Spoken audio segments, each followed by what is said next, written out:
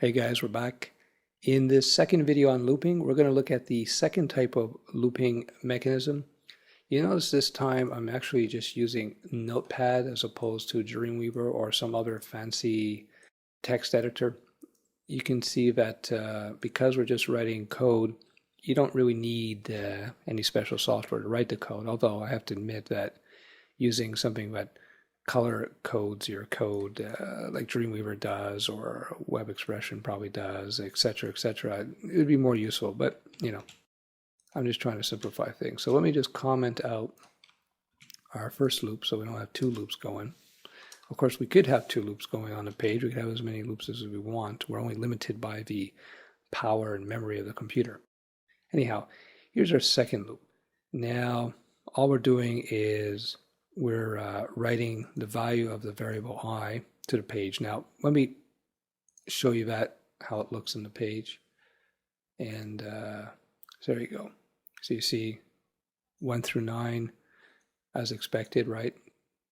Okay, I said as expected, but let me just go over things for you. You notice how up here in the while loop, we declared the variable a outside of the loop, right? And we gave it a value. Well, in a for loop, it works pretty much like a while loop, except it's a little bit more compact. So we have our for loop beginning here. We have our two braces, and we have our two curly braces as well. So braces, brackets, you decide what you want to call it.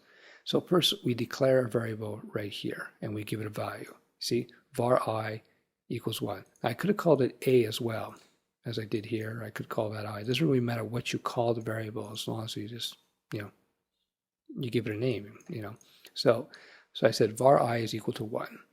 You notice I have the semicolon here that tells JavaScript that this is the end of our variable declaration. And up here in the while loop, I just did it up here, right? Var a equals 0. Var I equals 1. I could say 0 too, but we'll just leave it at that. And then in the while loop, inside a bracket said, while a is less than 20. Well, we do it right here as well in the for loop. We go, while I is less than 10. And again, another period. And you notice with the for loop, I go I++ here. Whereas with the while loop, we did a++ here. So basically, instead of having variables here and something here and something here, in the for loop, it's all put together in the same convenient spot. After that, it's pretty much the same thing, right? We got our braces. So while this is true, while I is less than 10, we want to write this out. And we know we're incrementing here because, well, it's right there, I++, that's the increment operator, of course. We could do whatever we want to. We could add a console right here. So, was it Control V that? Now, we don't want to log A because A is non-existent here. We'll just get an error here. So I'm just going to log I. So I'll save that. And let's load this up in the page. I'm going to push the console up so you can see here, right here. So we go boom. You see? 1 through 9. So make sure that you believe everybody is telling the truth here. Well, at least I am.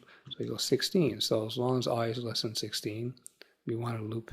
We want to do this over and over and over again. Everything in between these braces here. So let's just loop that again. And you see, if I scroll down on the web page, it goes to 15, of course. And if I look at the log, the console here, we got it going here too. So there you have it. The big difference between the while loop and the for loop is that the for loop is much more compact. Everything that we need to do is all included within the body of the loop. Whereas with the while loop, it's a little bit more all over the place. You got to declare your variable before you actually get into the loop code. And then you got to set your condition here. This is a condition. Nerds call this condition because you're checking to see what condition this is. Is this true? Is the condition true or is the condition false? As long as the condition is true, whatever is in between these two curly braces gets executed, gets done by JavaScript, just like an if statement. If this was an if, and if A was less than 20, this would happen. Otherwise, the if statement would continue. The only difference between the if and our loops, whether it be the while and the for, is that with the while and the for mechanisms, JavaScript knows that we want this to be repeated as long as this is true. Does that make sense? I hope it does, because loops are very, very powerful aspects of computing. You know, the fact that you can do repetitive tasks over and over and over and over and over again, it's great. And it's used quite a bit in programming, whether it be JavaScript, ActionScript, or PHP.